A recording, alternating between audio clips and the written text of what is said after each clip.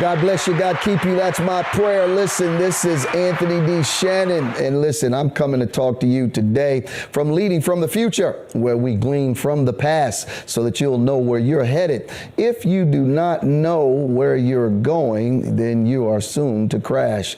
And guess what? If the blind lead the blind, they're both going into a ditch. Well, I'm glad you tuned back in. You know, our guest is no other than Archbishop E. Bernard Jordan, and now Dr. E. Bernard Jordan. That is so wonderful to hear that he has not only earned degrees, plus honorary degrees, but he puts the value, he said, on the work that he did. And if you have not gotten into school, I want to suggest to you, get in school, learn, do the work, so that you can grow and you can expand your consciousness to see things from a different perspective. And so, listen, you need to understand who this giant is. I've had the opportunity and the pleasure of being around him, to have impartations from him, and it is my honor to protect him, guide the mind that he has, to strengthen it for others to respect it. And I'm godly proud to be a son of Master Prophet E. Bernard Jordan, and I want you to welcome this gift called Dr. E. Bernard Jordan. Welcome back, sir. God bless you, and thank you for having me back. Thank you, thank you, thank you. Thank you. Now, Master Prophet, in the last one, we talked about America's Black Prophet. I want to talk about, even though we're in that documentary, you are doing something that no one's ever done. Mm-hmm. You see, I have Alpha Phi Alpha, 1906, part of a fraternity. Right? Coming through liberation and all of that, we were birthed. You're going to bring Greeks to your birthday celebration that have never ever been done before. Alphas and Kappas and Omegas. How, first of all, did that come about in the thought, and to even do that? Well, you know, I have an individual that works with me that's a Kappa. And then I have my musician that is an Omega, right? And then you are, of course, an Alpha, and Dr. Alicia Lola Jones and her husband, she's AKA he's an Alpha. AKA, and she married an Alpha. And I've noticed that people that were a part of fraternities and sororities were a little bit more social conscious than those that were not. And I don't know where that comes from. That is just my observation. And so I began to inquire about the different groups. And I said, you know, I'm graduating from college with my D-men. I never pledged. I never had the opportunity to. But I'm big on people being involved in communities and being involved in groups. Because I know that you go further together. You go fast by yourself, but you go further together. And what has happened is that I, over time, have made a lot of fast moves. I moved out fast, but I didn't go far. As I've gotten older, I have learned that I can now go far if I do it as group versus individual.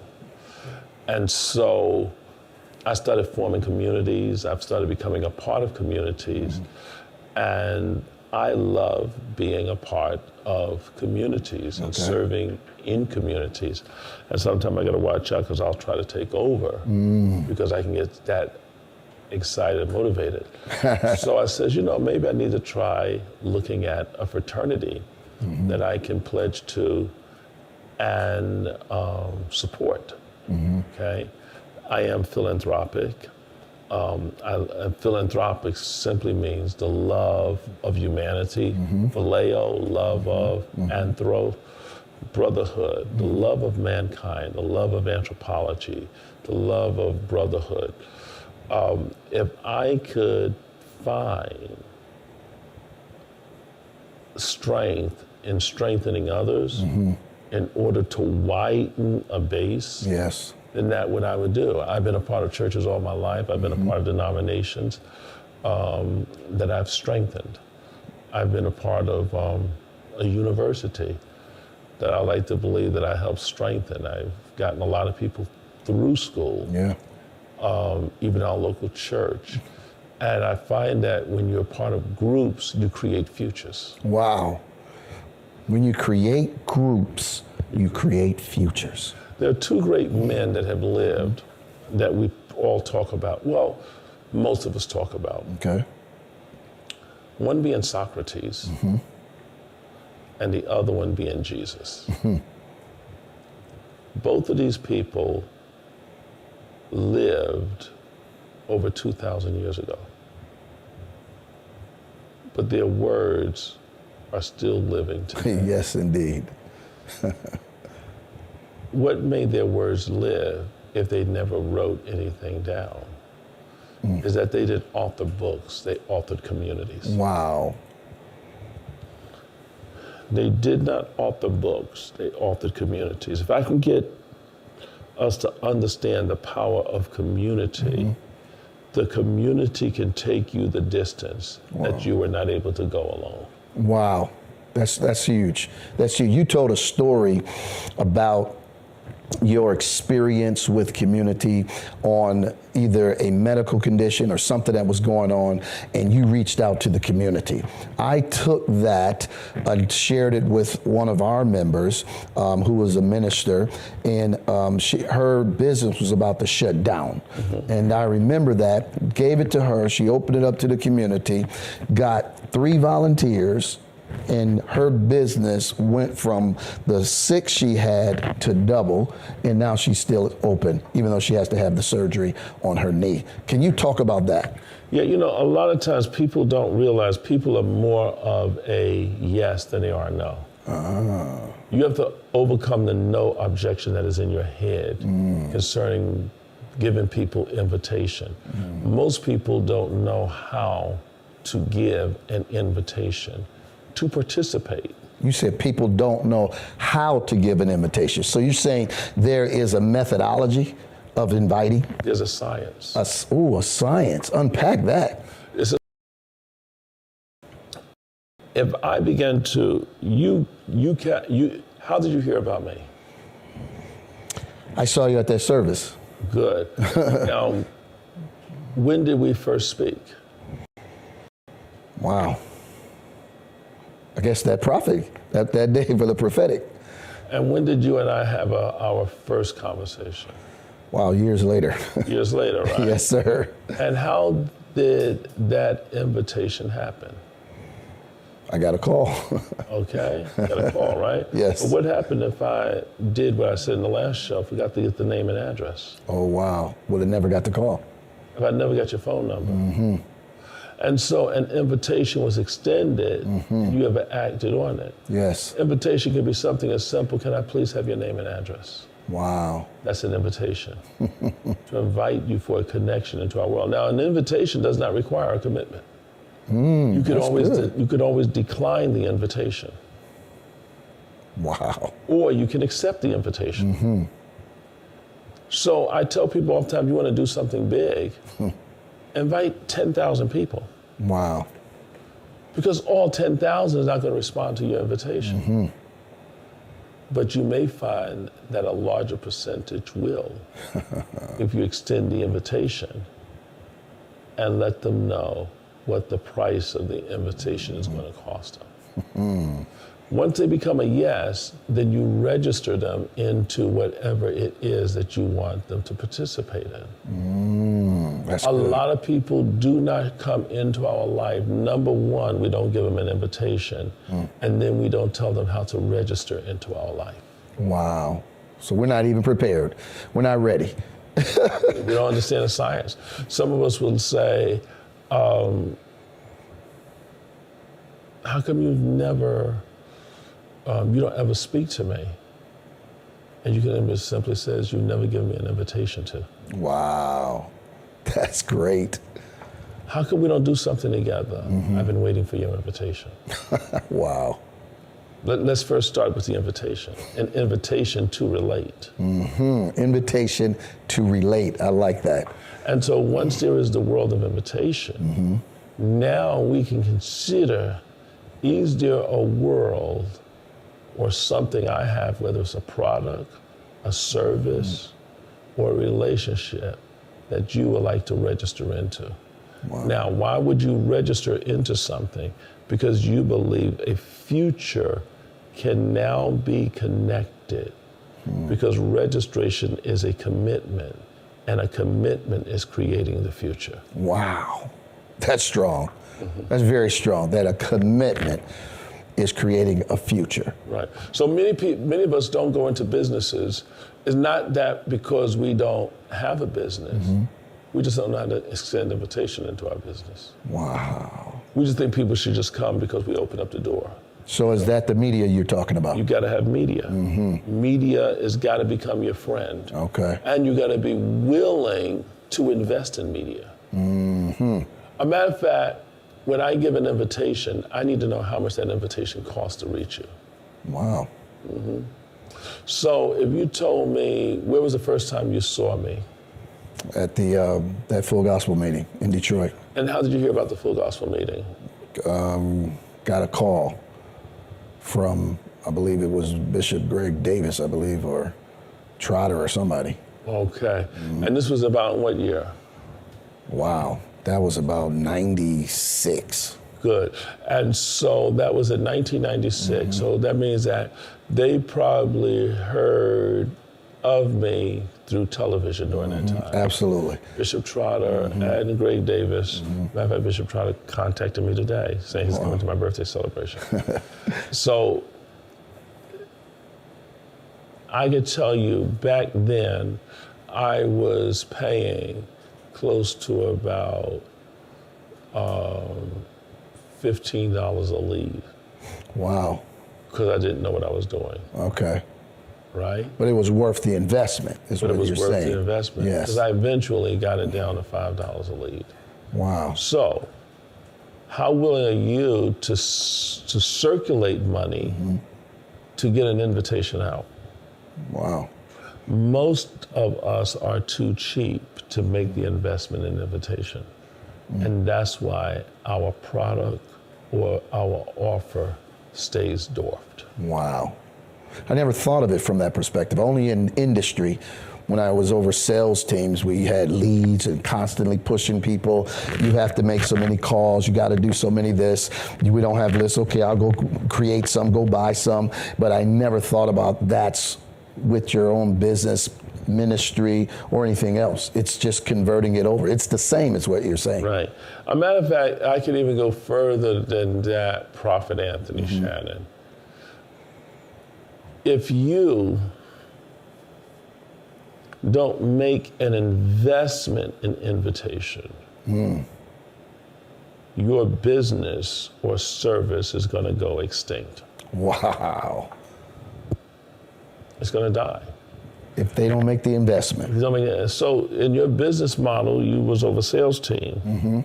Your business model, the VPs, and whatever role, what role did you play in? I was the VP. The VP knows that the day new leads stop coming in is the day the business have started to That is die. true. Their funnels would dry up big time. And I knew, are you doing 100 a day? No.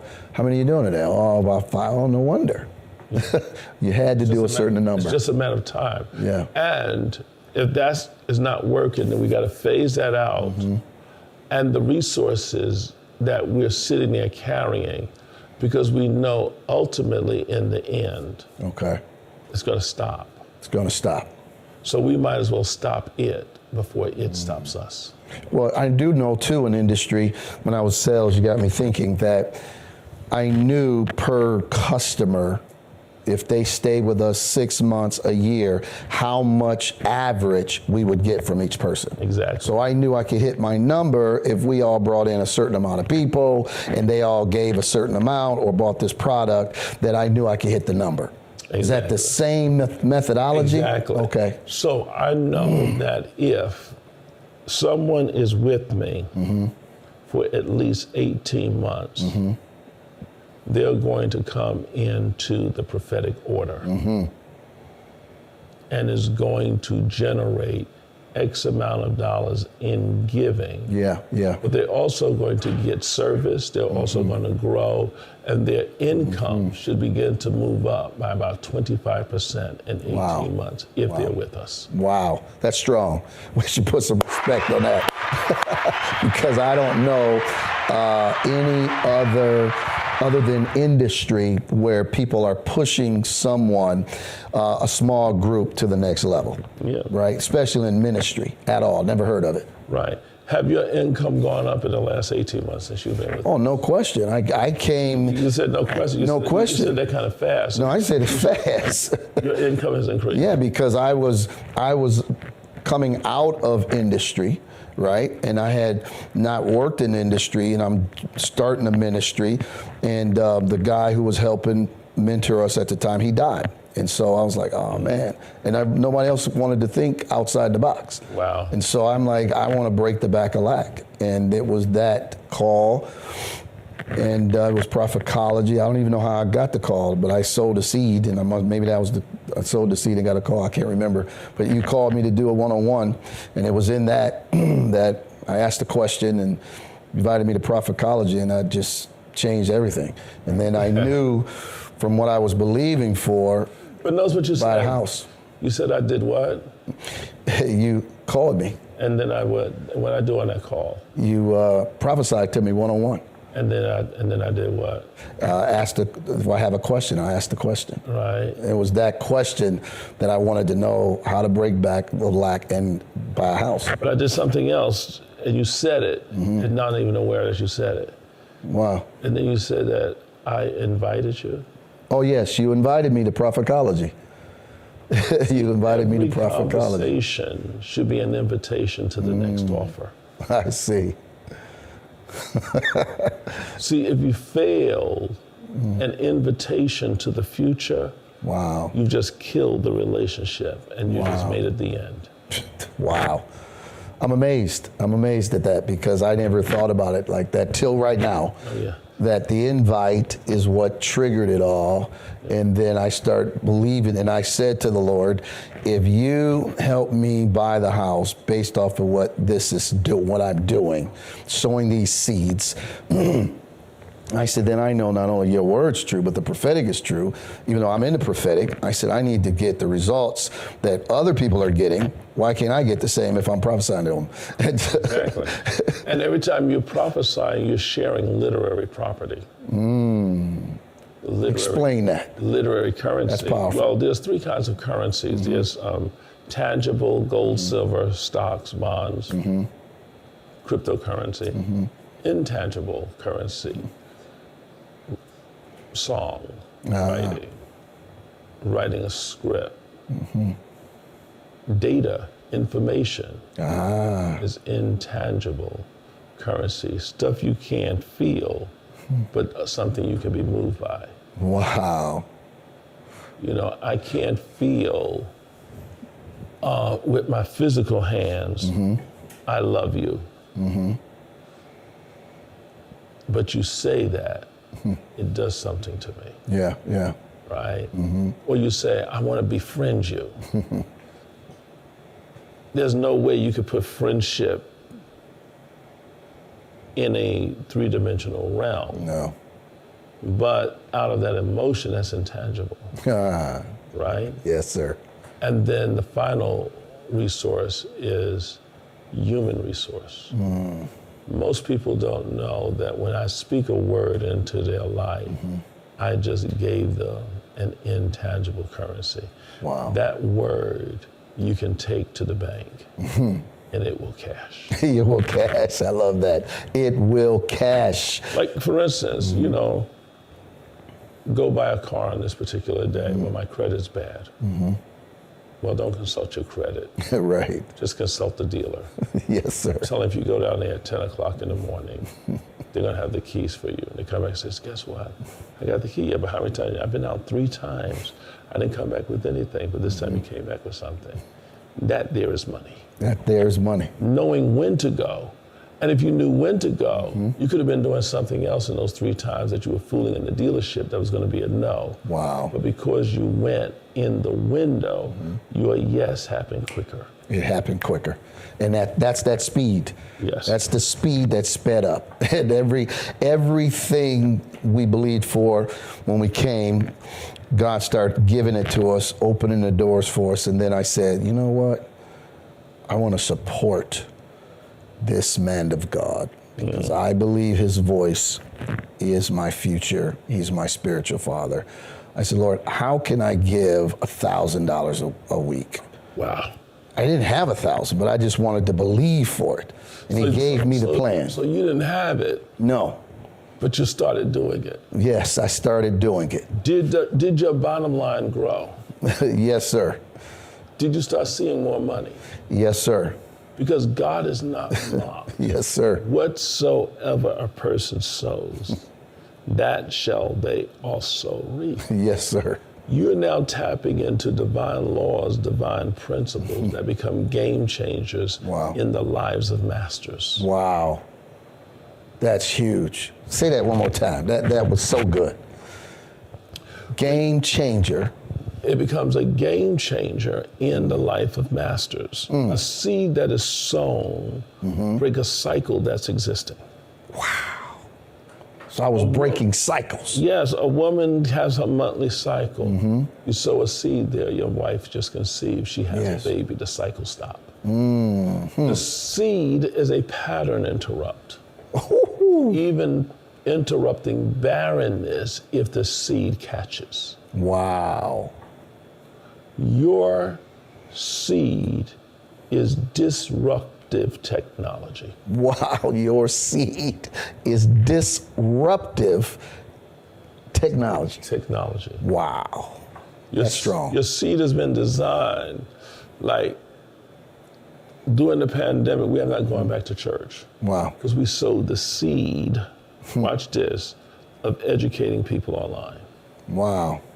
But the interesting thing about the seed, that anything that is new will always look wrong. Anything that's new will always look wrong.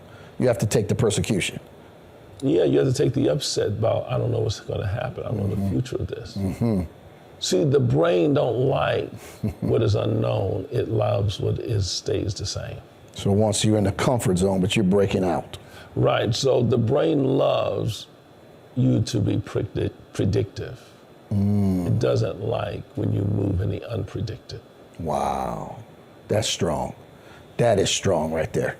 So that's why we have to get the prophetic to more people. It's got to go out to more people. And our voice has got to get into the hearts and the minds of the masses. Yes. That's the Great Commission. That's the Great Commission. I'm convinced that's why we're extended and an extension in Michigan. We told Michigan, listen, we're not playing around. Whatever we hear the word, we give it. You know, you gave words on dates. I called some pastors and told them these dates, and they were like, where do you get this stuff from? I said, from our spiritual father, master, prophet. I said, okay, 4 pastors heard it, gave it to their congregation, including me, giving it to mine. 4 people in our church on that date got cars. The one lady who was a partner of ours, she said she was denied 5 times to get a vehicle. 5 times. And she went on that day and got an upgrade. Not only did she was looking for the car, but she needed really a van. And she got the van, and they gave her discount on the money. And from that day forward, she has been sowing into our ministry. And see, the Bible said there's a time and season for everything under the heavens. Under the heavens. The prophet gets an opportunity to discern times and seasons. And when you go in and enter into those times and seasons, it opens doors that just can't be closed. Wow. Open doors that cannot be closed. Because it's your time. Wow. When it is your time, no one can replace what is ordained for you. Whoa, did y'all hear that? That the master prophet said, when it is your time, no one can replace. That's why you have to sow into this show, leading from the future. You've got to understand that we have to own the narrative. It's for us, by us, and we cannot afford to let others control the narrative anymore. You have to sow the seed. You can sow the seed into $ Anthony D. Shannon. You can sow that seed there. You can sow the seed on the Victory Church int.org, and you can click on donate, and you can sow various different ways there to sow the seed. And there's a link there where you can put other, that's for the show.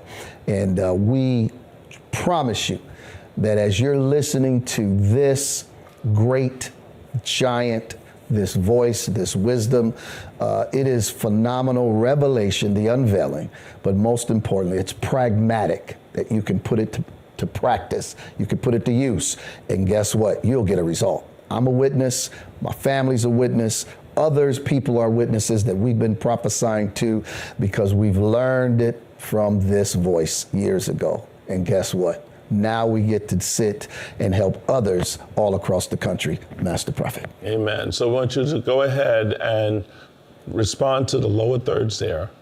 That is your invitation to get registered into something. When you give into this ministry, you just created a future that's going to produce to you an outcome. Wow. Just think, you are now being given an invitation. Don't ignore it, because to ignore it puts you at a disadvantage and a loss. But to enter into it and be invested in it gives you a future that you will not be able to deny. Wow, and wow, Master Prophet, that was so powerful. That is so strong. Before we leave with these 32 seconds, we want people to support the America's Black Prophet. Just text Prophecy 1 to 55444. Prophecy 1 to 55444. And I will see you in the future.